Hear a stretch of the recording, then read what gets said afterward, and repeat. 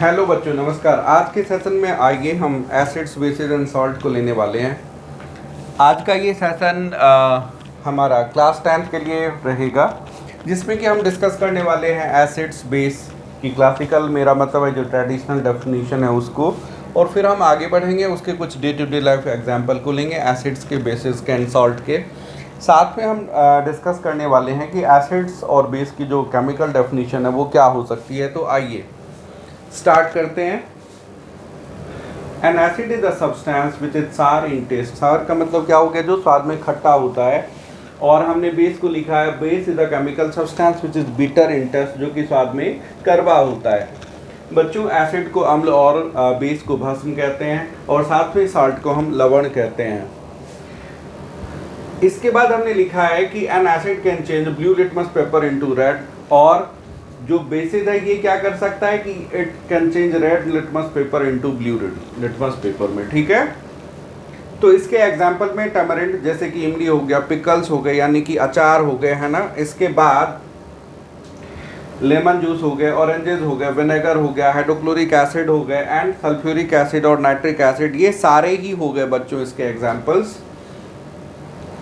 Basis के example में soup, जैसे कि सूप के आपका साबुन है, टूथपेस्ट है, ब्लीच है, क्लीनिंग एजेंट है ना। इसके अलावा लाइम वाटर, जिसको कि हम कैल्शियम हाइड्रोक्साइड कहते हैं। इसके अलावा अमोनियम वाटर है, जो कि अमोनियम हाइड्रोक्साइड है। अमोनिया प्लस वाटर मिल के क्या देगा? Ammonium hydroxide.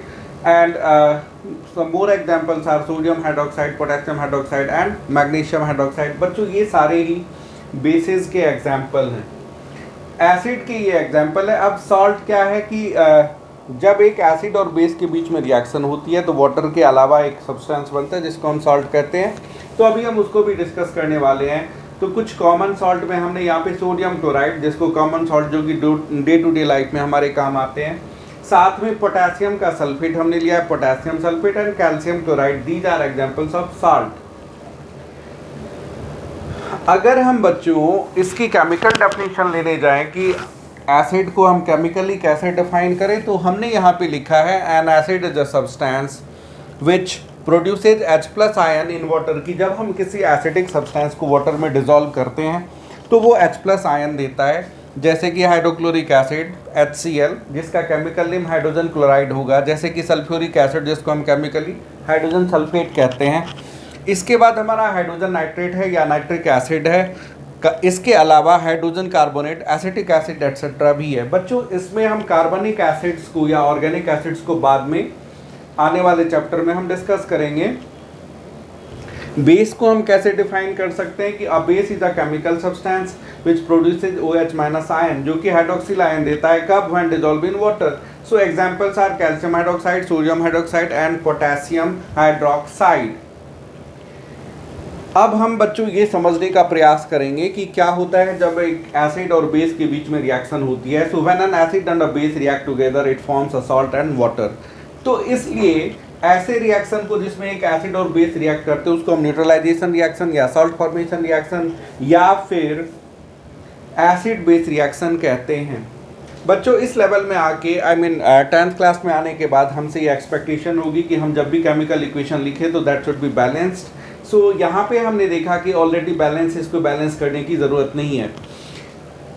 A chemical equation in which the number of atoms of each participating elements are equal in both the side। देखिए, ये एरो के राइट साइड में और लेफ्ट साइड में जितने भी पार्टिसिपेटिंग एलिमेंट्स हैं उनके नंबर ऑफ एटम्स इक्वल होने चाहिए। तो हम उसे क्या कहते हैं? उसे हम कहते हैं बैलेंस केमिकल इक्वेशन। अब दूसरा रिएक्शन हमें लिया है बच्चों, sulphuric acid plus potassium hydroxide. ये क्या देता है? ये देता है potassium sulphate plus water. So this is an example of neutralisation reaction और एसिड बेस रिएक्शन और salt formation reaction.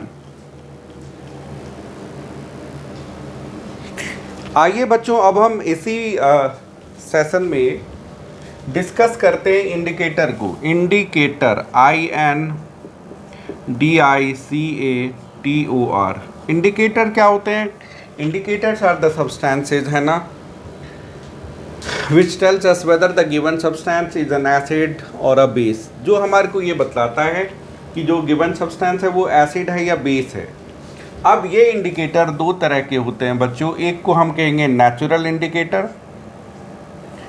As the name suggest, जो नेचर में खुद ब खुद हमारे को मिलता है, नेचुरल है। और दूसरे को हम कहेंगे आर्टिफिशियल, आर्टिफिशियल और सिंथेटिक और मेन मेड, है ना, और सिंथेटिक इंडिकेटर। तो जो नेचर में खुद ब खुद हमारे को मिल जाता है उसको हम नेचुरल इंडिकेटर कहेंगे। जैसे कि पेचूनिया लीफ, पेचूनिया के पत्ते, PETUNIA, पेचूनिया लीफ। जैसे कि red cabbage leaf, red cabbage, CABBAGE, red cabbage leaf, LEAF। जैसे कि टर्मेरिक पाउडर, हल्दी powder, turmeric powder, TURMERIC।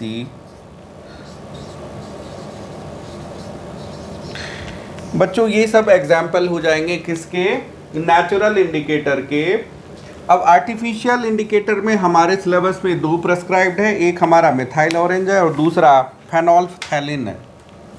Methyl orange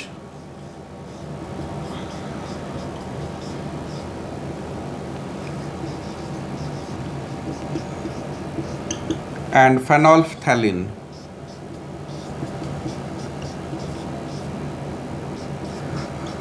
फेनोल्फथैलिन, तो ये दो तरह के अभी तक, मतलब एक मेथाइल ऑरेंज हो गया, फेनोल्फथैलिन हो गया, ये हमारा आर्टिफिशियल या सिंथेटिक या मेन मेड इंडिकेटर में हो गया। और ये नेचुरल इंडिकेटर में petunia leaf, red cabbage leaf, turmeric powder etcetera, ये नेचुरल इंडिकेटर में हो गया। अब इंडिकेटर हमारे को कैसे बताता है, by change in its colour और ऑर्डर। क्या होता है, या तो उसके कलर में चेंज हो जाता है, चेंज इन इट्स कलर, कि जब हम उसमें एसिडिक या बेसिक सब्सटेंस डालते हैं तो उसका कलर चेंज हो जाता है, या फिर उसके ऑर्डर, मतलब उसके smell, ODOUR, change in order, उसके स्मेल में चेंज हो जाता है। तो इस तरह से हमने ये देखा बच्चों कि इंडिकेटर क्या है, ऐसे सब्सटेंस होते हैं जो हमारे को ये बताने में हेल्प करता है कि जो गिवन सब्सटेंस है वो एसिड है या बेस है या सॉल्ट है, ठीक है।